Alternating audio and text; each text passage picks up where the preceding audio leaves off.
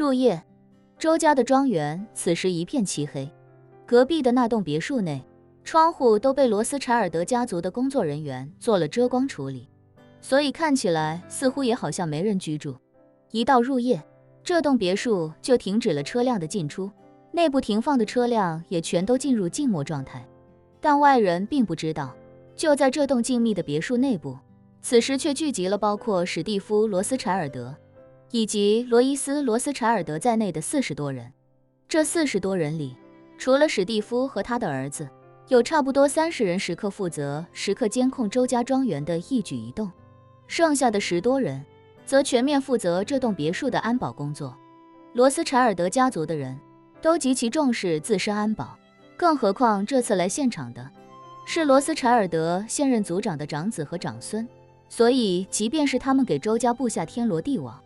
但在家族核心成员的安全上，他们依旧不敢掉以轻心。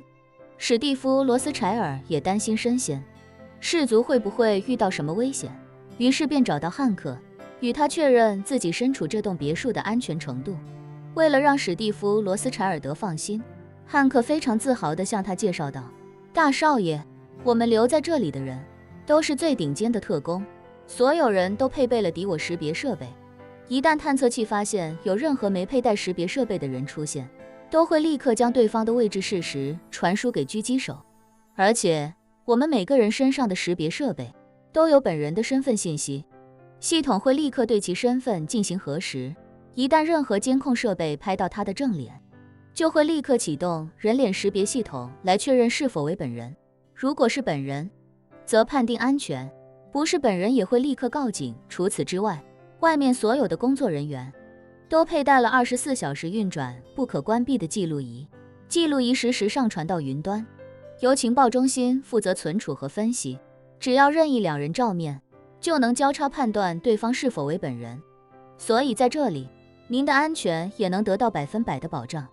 听到这里，史蒂夫算是彻底放下心来，看来自己什么都不用做，只需要和儿子一起待在这里等汉克抓住线索，把4方宝藏找出来，就算是大功告成了。与此同时，入夜之后，叶晨让强仔给自己搞了一辆车，在夜色中驱车前往周家庄园所在的新泽西州。由于纽约与新泽西相邻，有不少纽约的中产阶级以及中小富豪，为了追求居住品质，选择在新泽西州购房。最近的地方距离纽约甚至还不足1个小时车程，对习惯了开车通勤的美国人来说，这个距离并不算远。叶晨驱车抵达新泽西州之后，并没有直接前往周家庄园，他先是把车停在了距离周家约莫1公里的街区路边，从路边的咖啡厅点了一杯咖啡，坐在咖啡店窗边的位子上，一边喝一边查探着周围的环境。由于周家的庄园位于一条路的尽头处，所以这里便是去往周家庄园的必经之路。喝咖啡的过程中，叶晨发现马路对面的汽车旅馆门外停着2辆黑色的凯迪拉克的 SUV。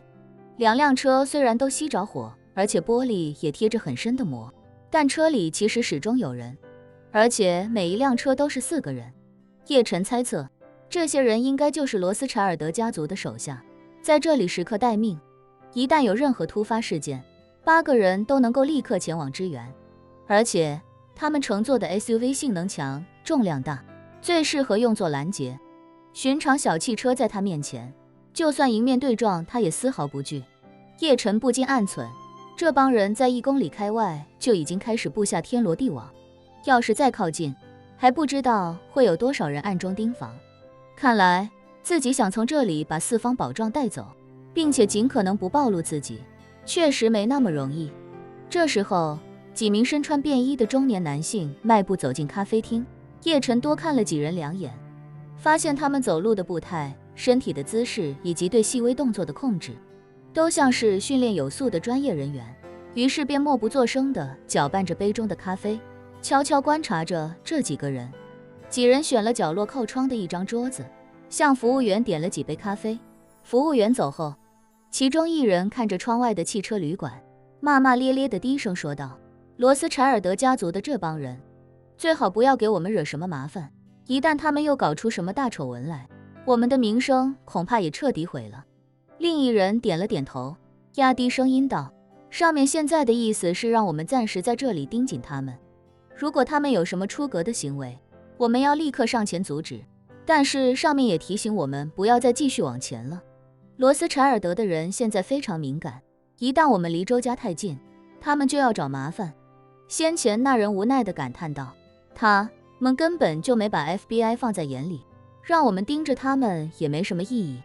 你看看他们的人员和装备配置，比我们强出好几倍，他们真要搞事情，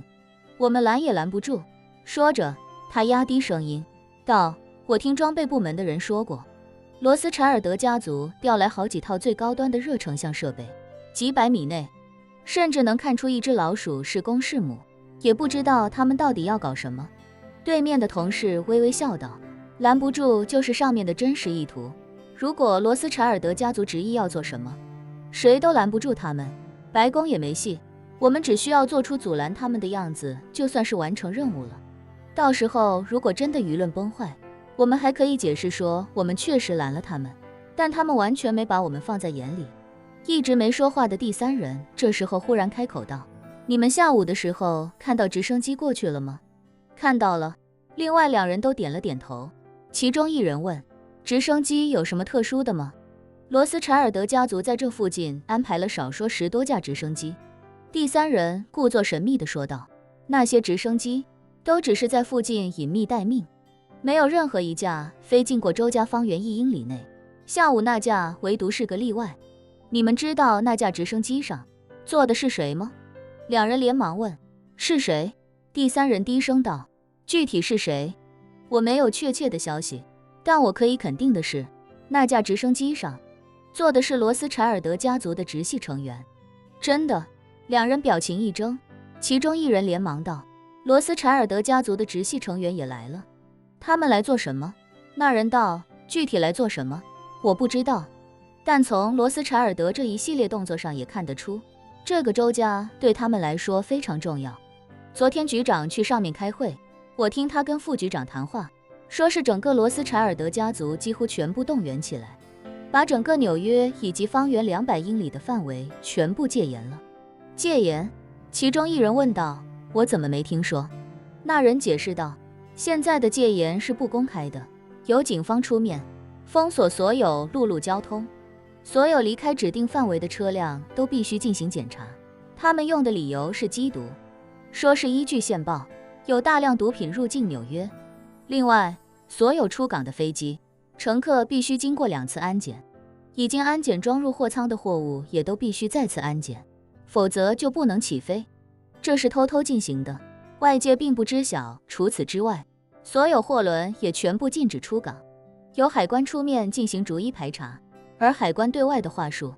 是，目前有一批可用作武器的核原料要离开纽约送到恐怖分子手里。其实这都是他妈的放屁，谁脑子有病会从纽约贩卖核原料？纽约有个屁的核原料，不过就是罗斯柴尔德家族的手段罢了。说着，那人又补充道，哦对了，现在就算是直升机都不能离开纽约，整个纽约已经围成一个铁桶了。你这都是听谁说的？第一人有些疑惑地问道，这么大的动静，我怎么没听说？那人解释道，这都是今天才刚刚开始的，目前水陆空每一个方面都有一批罗斯柴尔德家族的核心成员盯着，一帮高高在上的家伙，现在都跟疯了似的，争先恐后的不知道在搞什么。另外一人叹了口气，我他妈才懒得管他们要搞什么，我只知道今天晚上又要熬一个通宵了，这样的苦日子不知道什么时候是个头。这时，服务员端着3杯咖啡走了过来，三人交换了一个眼神，便停止了低声交谈。他们以为三人在角落里私底下的轻声吐槽不会被其他人偷听到，却没想到他们聊的每一个字都清晰地落入了叶晨的耳中。叶晨心中一动，在他看来，罗斯柴尔德家族严防死守周家庄园，为的自然是能找到4方宝藏。现在连核心成员都飞到一线，想必一定是来抢军功的。若是没有罗斯柴尔德家族的人来，自己还真的很难在这么多专业设备的眼皮子底下将4方宝藏带走。现在来了罗斯柴尔德家族的核心成员，就等于是送来了一个突破口，简直就是瞌睡了有人递枕头，想神不知鬼不觉地把四方宝藏从这里带走，并且一路带出美国。最好的办法就是让罗斯柴尔德家族自家的人来给自己充当人肉运输的骡子。不管这次来的是罗斯柴尔德家族的什么人，都毫无疑问是来帮自己的。